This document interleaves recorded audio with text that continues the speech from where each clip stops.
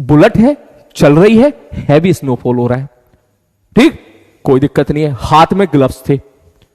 थोड़ी देर के बाद वो जो ग्लव्स थे वो सुसरे जम गए बुरी तरीके से।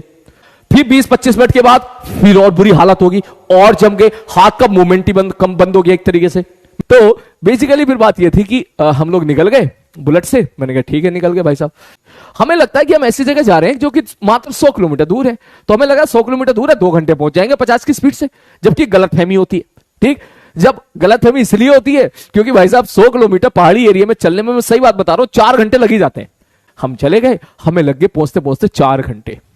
ठीक, 4 घंटे हो गए भाई साहब। 7 बजे हम लोग किसी एक बहुत ही दूर समझ रहा है, एक मेन सिटी से काफी दूर 100 किलोमीटर दूरी पर सुनसान टाइप के छोटे से गांव में, जहां हमको घूमने जाना था मजे लेने के साथ, वहां हम लोग भाई साहब चले गए। कोई दिक्कत नहीं है। उसके बाद पागलपन देख, किसी ने बोला कि इसके बाद मतलब 40-50 किलोमीटर दूर और एक जगह है। ठीक है, मुझे याद है मैं गाड़ी पे पेट्रोल पंप भरवा रहा था, पेट्रोल पंप से पेट्रोल भरवाया था बुलेट में। मैंने उनसे पूछा भैया ये जगह कहां पर है? उन्होंने बोलिया इधर है 50 किलोमीटर दूर। मैंने कहा ठीक है। तो वो मेरी तरफ देखने लगा। बोले सर, उन्होंने पहले मुझे देखा और जो मेरे पीछे बैठे थे उनको देखा, और फिर बोला सर आप मत जाओ। मैंने कहा काहे नहीं जाए भाई? उन्होंने बोला सर रात का मामला है, और जो है आप रास्ता वास्ता भूल गए तो दिक्कत हो जाएगी, 50 किलोमीटर पहाड़ी में बहुत बड़ा होता है। हमने कहा ठीक है। अब हमारी दूसरी गलती क्या, हमने डिसीजन लिया कि हम वापस आएंगे। ठीक है, कायदे में हमको वहीं स्टे कर जाना चाहिए था। तो जब वापस आ रहे थे, वापस आने का प्लान हमने बनाया, शाम के 7-8 बज ही गए थे, तो वो फिर से 100 किलोमीटर का रास्ता था। तो भाई साहब दिक्कत फिर जो हुई, हाँ रात का टाइम था, और जो टाइम था वो जंगलों से होकर गुजरता था, पूरा का पूरा जंगलों से होकर गुजरता था। ठीक है, और जंगल ऐसे नहीं कि बस सीधे, वो पहाड़ी वाले जंगल, एकदम बिल्कुल पहाड़ी वाले जंगल। ठीक, तो मैंने कहा ठीक है, उस टाइम पता थोड़ी ना होता है कि भाई साहब क्या घटने वाला है आपके साथ। तो उसके बाद जो है बस पेट्रोल की टंकी फुल करवाई और चल पड़े। ठीक, 100 किलोमीटर की जर्नी थी, और भाई साहब 20 किलोमीटर चले, और 20 किलोमीटर चलने के बाद वो जंगल वाला रास्ता शुरू हो गया। और जंगल वाला रास्ता कम से कम 30-40 किलोमीटर का था, और उसके बाद और वैसा रास्ता था। ठीक, तो भैया उसी टाइम पर हो गया स्नोफॉल। मेरी लाइफ की वन ऑफ द सबसे बड़ी गलती, मैं आज भी इसको रिकॉल करता हूं। ठीक है, स्नोफॉल हो गया। शुरू में तो मजा आया, आहा हा बारिश हो रही है, बर्फ वाली बारिश हो रही है। ठीक है, स्नोफॉल हो गया। अब सोच कंटिन्यूसली, अब वो हैवी स्नोफॉल हो गया। ठीक है, बुलेट है, चल रही है, हैवी स्नोफॉल हो रहा है। ठीक, कोई दिक्कत नहीं है। हाथ में ग्लव्स थे।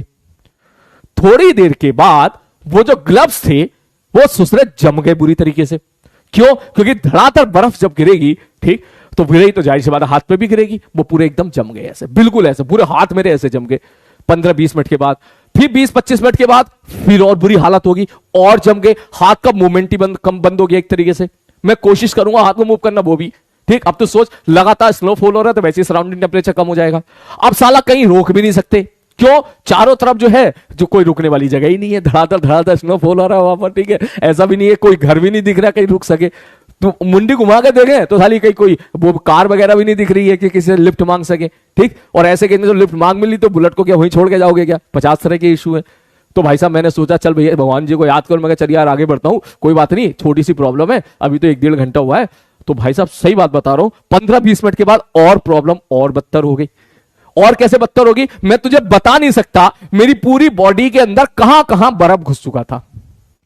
कहां कहां बर्फ घुस चुका था। मैं एकदम एक मूर्ति की तरीके से जो है ना बुत बन के पड़ा हुआ, ऐसे बस मैंने हैंडल पकड़ रखा था, और मुझे यह भी फील आ रही थी कि थोड़ी देर के बाद ये मेरा हाथ का कंट्रोल भी धीरे धीरे लूज हो जाएगा एकदम। मैंने कहा आज फंस गए भाई साहब। स्नोफॉल रुकने का नाम ना ले। जिस स्नोफॉल की खूबसूरती लोग निहारते हैं, वो उस दिन बहुत ही कहते हैं ना खड़ूस और दानव बन के मेरे सामने आया था, और मुझे इतना गुस्सा आ रहा था, भाई क्यों पड़ रहा है तू, क्यों पड़ रहा है तू। और मैंने पहने का था हेलमेट।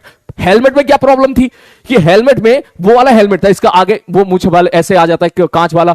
अगर मैं ऐसे बंद करके चलाऊं तो साला वो सामने की सड़क ना दिखे बिल्कुल भी। ठीक है, सामने की बिल्कुल सड़क नहीं दिखी। ठीक, अगर ऐसे चलाऊं, क्योंकि वो स्नोफॉल जो था, पानी जो भी था वो उसके सामने आ जा रहा था, तो पूरा का पूरा एकदम धुंधला हो जा रहा था, तो सड़क मुड़ रही थी, तो साला वो नहीं दिखाई नहीं दे रही थी कहीं पर। और अगर मैं उसको ओपन करके दिखाऊं तो फटाफट मुंह पे साला स्नोफॉल गिरे, और मुंह पे गिरे तो वो अंदर भी घुस जाएगा, तो मुंह और सुन्न होना शुरू हो गया। थोड़ी देर के बाद पूरा मुंह सुन्न हो गया भाई साहब, अंदर तक घुस गया था। हेलमेट के अंदर तक होता है ना, जगह बन जाती है तो अंदर घुस जाता है। मुंह भी सुन, होंठ भी सुन। थोड़ी देर के बाद ये सिचुएशन होगी कि मैं बोल भी नहीं पा रहा था। मैंने पीछे वाली जो थी, मैंने पूछा हाँ भैया यू आर ओके, तो वहां से भी आवाज आवाज मतलब पीछे से आना बंद हो गई आवाज। मैंने कहा भाई अब तो पंगा हो गया। बाद में पता चला भाई पीछे वाला बंदा या बंदी आराम से मस्त होकर सो रही है। मैंने कहा ये बढ़िया भाई साहब, पीछे वाले के लिए प्रॉब्लम नहीं है। क्यों? पीछे वाला क्या करे, आगे वाले के साथ ऐसे से पकड़ के पीछे वो करके वो सेट हो जाएगा, लेकिन आगे वाले को तो फेस करना है ना, सीधा उसके फेस पे आ रही है सारी चीजें। मैंने कहा यार ये बढ़िया यार। ठीक, अब उसके बाद जो है मुझे लग रहा है ये समझ 1-1.5-2 घंटे हुए थे अभी। अब जब मैं देखूं ना भाई जिस शहर मुझे जाना वो शहर कितनी दूर है, मुझे लगा 2 घंटा गाड़ी चला ली भाई, अब तो कोई पहुंच गए होंगे। जो देखा मेरी हवा खराब हो गई, उस पर लिखा था 70 किलोमीटर। मैंने कहा ले साला, 2 घंटे में मात्र 30 किलोमीटर बाइक चली है, मात्र 30 किलोमीटर। मैं कहां फंस गया भाई आज। मतलब 1-1 किलोमीटर इतना भारी हो रहा है, क्योंकि स्नोफॉल हो रहा है तो गाड़ी तेज भी नहीं चला सकते, फटाक से वो फिसल जाएगी। ठीक, बैलेंस बिगड़ जाए, ऊपर से वो पहाड़ी वाला रास्ता ऐसा ऐसा ऐसा ऐसा। तो भैया बहुत मतलब क्या ही बताऊं, मतलब बोलना नहीं चाहिए लेकिन ठीक है बोल देता हूं। मेरे को बहुत तेज टॉयलेट भी लगी, ठीक है, लेकिन वो हिम्मत नहीं हो रही थी कि बाइक को रोक दूं किसी तरीके से और मैं पैर उठा के बाहर निकल के कहीं करूं। वो भी रोक के बैठा हुआ था। मैंने कहा यार रोक ले भाई किसी तरीके से, मैं पहले घर पहुंच जाऊं किसी तरीके से। ठीक, कोई बात नहीं। और मोमेंट आगे बढ़ा साला, और इसने फॉल हुआ, और आगे बढ़े, और इसने फॉल हुआ। मैं सही बात बता रहा हूं, मेरे हाथ पैर नीचे का पूरा एरिया, होंठ, ये सब सुन्न हो गए थे। इनफैक्ट मेरा दिमाग भी सुन्न होना स्टार्ट हो गया था उस टाइम पर। मजबूरी ये थी कि बाइक छोड़ नहीं सकता था, रुक जाता वहां पर तो वहां तो आसपास कोई आता भी नहीं सुबह तक।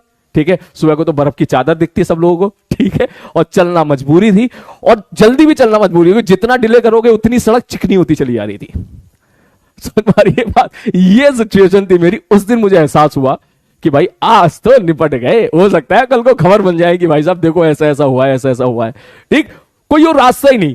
ठीक, सिगरेट विगरेट में पीता नहीं हूं, तो मुझे कहीं लाइटर वाइटर भी नहीं है कि आग जला के हाथ ताप लो। ठीक है भाई साहब, सही बात बता रहा हूं मैं, 1-1 किलोमीटर किस तरह गुजरा है वो आज भी मेरे जहन में है। मतलब कम से कम 10-15 दिनों तक तो मुझे उसके सपने ही आते रहे। वो सपना ये था कि आप सीरियसली देख रहे हो कि आप चारों तरफ कोई नहीं है आपकी हेल्प करने के लिए, और दनादन स्नोफॉल हो रहा है, और रास्ते का भी नहीं पता। गूगल मैप, वो मोबाइल वोबाइल सब खत्म। सबसे बड़ी बात ये भी नहीं मोबाइल से देख लो कहां जाना है, वो तो सब अंदर पड़ा हुआ है। ठीक है, और नेटवर्क भी नहीं आते ऐसी जगह पे। जो भी हल्का फुल्का इतना पता था भाई, जिधर सड़क मिल रही है ना उधर चलो, उधर चलो। दूर से देखने की कोशिश कर रहे थे, कहीं कहीं लाइट मिल जाए, कहीं लाइट मिल जाए, कहीं लाइट मिल, साले कहीं लाइट ही नहीं मिल रही थी। ठीक, उस स्थिति में मैं कम से कम 30 किलोमीटर और बाइक चलाया था, 40, और मैं पूरा का पूरा जम चुका था, पूरा का पूरा, ऑलमोस्ट ऊपर से अंदर तक। ठीक, पूरा का पूरा जमने के बाद भाई साहब मैं क्या ही बोलूं, उसके बाद फिर मुझे एक बहुत दूर, ठीक है, एक बहुत दूर कुछ 2-4 लाइट जलती हुई दिखाई दी, बहुत दूर। ठीक है, वहां दिखाई दी भाई वो दो दूर, और वहीं पे मेरे को रास्ता जाता हुआ दिखाई दिया। मैंने कहा भाई अब वही है जो बचा सकता है। ठीक, वहां बहुत दूर, वो दूर का मतलब मुझे लग रहा था कि वो पास है, लेकिन तू समझ रहा होगा कि वो चीजें बहुत दूर होती हैं एक्चुअली, 3-4-5 किलोमीटर दूर तो होती है। अच्छी बात ये थी कि वहां पे रास्ता दिख गया। ठीक, और जैसे ही वहां पे रास्ता दिखा, ठीक है, मैंने भैया बाइक उधर मोड़ी, चलता गया, आंख बंद, सब कुछ बंद। ठीक है, चलता गया, पूरा सुन्न हो गया। पहुंचते पहुंचते पहुंचते पहुंचते पहुंचते पहुंचते तो मैंने ऐसी जगह पर फिर वो जो जहां पर मैंने देखा वहां पे आग जल रही थी, मैं इतना खुश हुआ। ठीक है, उस जगह पे, और जहां पर आग जल रही थी तो बेसिकली उससे कम से कम 100 मीटर दूरी पर, 100 मीटर पीछे, अब मेरी हिम्मत बेसिकली पूरी तरीके से टूट गई थी। हाथ पैर सब जम चुके थे, गाड़ी मेरे कंट्रोल से बाहर हो गई थी। ठीक, पूरा मेरे हाथ एकदम यूं हो गए थे, पावर बिल्कुल नहीं बची थी। ठीक है, और फटाक से फिर बाइक वहीं की वहीं पर गिर गई।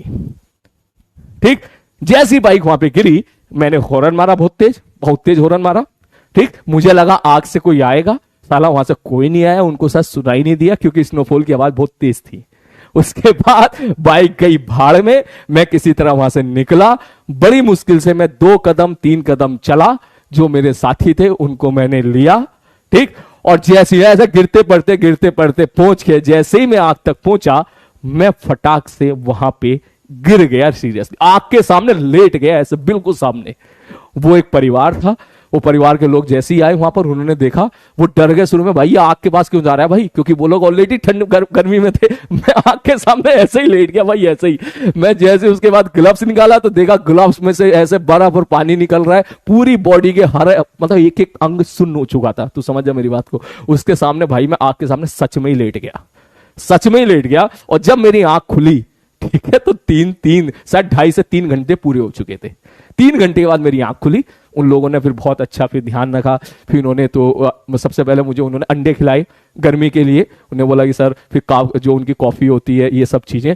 बस 2-2.5 घंटे के बाद जो है उसके बाद फिर मेरी आंख खुली। ठीक, हाँ, तो ये मोमेंट ऐसा था। ठीक है, तो अब कहानी आती है कि सर उस टाइम तो मैं अकेला था, पीछे वाला कहां है। ये कहानी हम कभी बाद में सुनाएंगे।